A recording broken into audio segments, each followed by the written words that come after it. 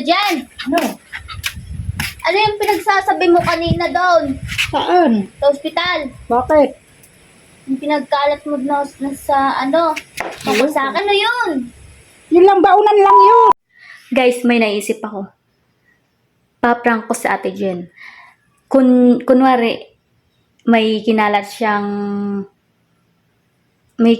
tungkol sa akin, tapos kunwari, susumbatan ko siya. Titingnan natin ang reaksyon ni Ate Jen. Tara, let's go!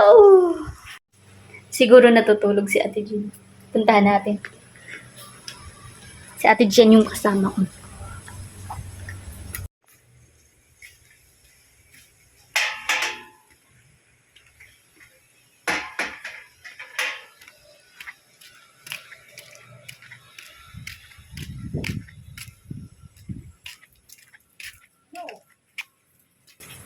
Ate Jen! Ano?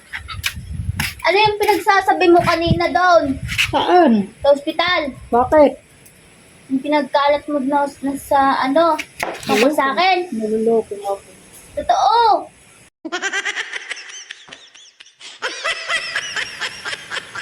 Siguro na sa cellphone. May kinalat ka nga! Wala nga. May nag-chat sa akin. Ang sabi, May pinagsasabi ka daw doon. maniwala ako Lia. Ano yun? Yun lang, baunan lang yun. Sabi ko kay Lia yan. Ito tayo naipon ko. Ba't mo sinabi doon? Para yun lang. Ate Jen, ba't mo sinabi doon? Oo, kay Lia. Iba pa yun. Iba yung sinasabi Wala niya. na. Iba. Wala nga. Iba nga, may sinasabi nga siya. Ba't mo nga ba pinagkakalat doon? Maniwala si Lia, huwag mong lukuhin. Ate Jen naman totoo nga. Ba't mo ba pinagkakalat doon? Tumatawa.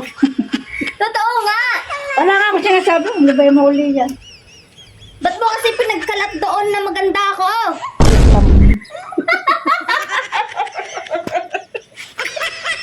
Ito po na maganda pa.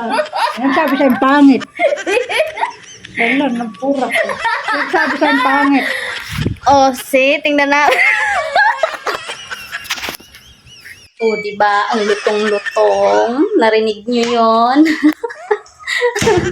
Ay, nako si Ate Jen. Success!